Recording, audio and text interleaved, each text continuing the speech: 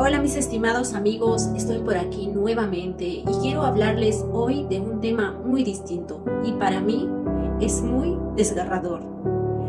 Quizás muchas personas ya lo conocen este caso y se ha repetido una y mil veces en historias y acontecimientos de aquellos años, de los años 70. Ahora continuamos de qué se trata. El domingo 31 de mayo de 1970, nunca se olvida. Un sismo de magnitud 7.9 con epicentro en el mar de Ancash, Perú, destruyó casas y vidas en esa región y algunas vecinas del país. El movimiento generó que un pico del Nevado Huascarán se desprendiera y sepultara a una ciudad. Se calcula más de 50.000 muertes. Hay sonidos que nunca se olvidan, aun cuando son irrepetibles. Y uno de ellos es el que provocó un aluvión con 50.000 toneladas de una mezcla de hielo, barro, agua, vegetación, escombros y construcciones, y que avanzó a más de 200 kilómetros por hora con la dirección a un pueblo. Un ruido que además se mezcló con los gritos de personas desesperadas, alaridos de niños, llantos de madres. Todo mientras la tierra temblaba, se abría, se cerraba y se levantaba una polvadera. Sonidos que no se borran porque pasaron ensordecedores a convertirse de un momento a otro en un silencio funerario. Este fue el sonido de Yungay en la tarde del 31 de mayo de 1970, de un domingo horrible, cuando el alud arrasó el pueblo del que el pico de una parte del norte del Nevado Huascarán se desprendiera y causara el desastre. Sonido que encima había tenido un momento previo aterrador, cuando a las 3 de la tarde y 23 minutos se vivió un terremoto que sacudió todo el callejón de Huaylas, la región Ancash y algunas ciudades del norte y Lima principalmente. Fue ese mismo con epicentro frente al mar de Casna, a unos 130 kilómetros de Yungay, de magnitud 7.9, el que había iniciado la desgracia y el motivo de remesón de la cordillera de los Andes. Yungay, en esa época de unos 6.000 habitantes, había sido sepultado en segundos y así se empezaba a escribir la página más letal en cuanto a víctimas con desastres en el país. Esta historia, no porque haya sido una de las experiencias que yo haya pasado, cuando alguien me contó de una persona y muchas que en su momento fueron damnificados, fueron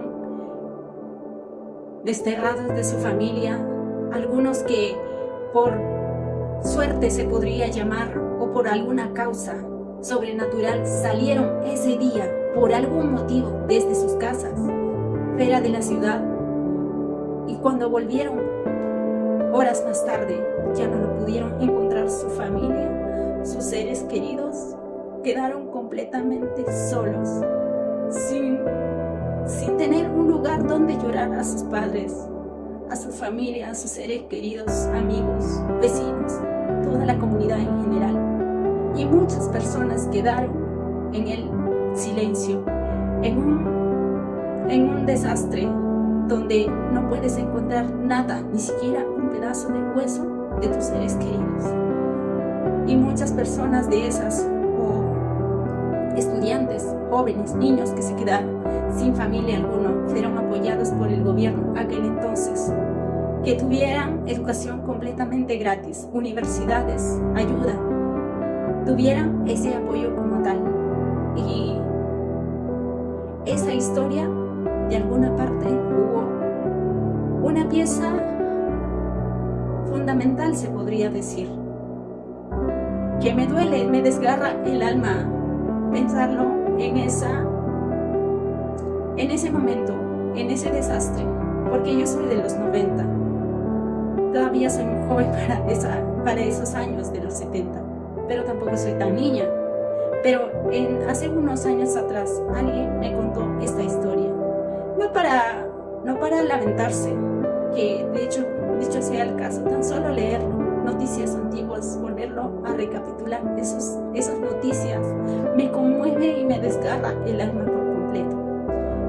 Volviendo al tema, me contó una persona que a una de esas chicas que quedaron huérfanas y llegó a estudiar en la Universidad San Marcos de Lima, Perú, había apoyado por una amiga de esta chica, por un familiar, qué sé yo, había apoyado. Había sido quizás la mano derecha o los hombros para llorar de manera indirecta. Y cuando terminó su ciclo educativo, su ciclo universitario, la chica, obviamente que en ese tiempo tenían todo gratis, claro, en la educación, quizás en la salud, en muchas cosas, pero sus gastos básicos, ¿quién las pagaba? Sus cosas básicas, sus útiles escolares o cosas como esas básicas, su ropa, ¿quién las pagaba? Nadie. Y tenían que muchas de veces personas que estudiaban en aquel entonces, había internados escolares en la Cantuta, en la misma Universidad de San Marcos y otras universidades públicas del estado tenían internado escolar o universitario. Y en aquel entonces muchas personas que no tenían posibilidad económica, dicho sea el caso de esta chica, no tenía cómo solventar sus gastos porque se dedicaba todo el tiempo a estudiar y mientras tanto veía la manera cómo comer. Y luego voy a contar en la siguiente historia cómo afectó esta partecita de la historia a mi vida. Así que síganme para más.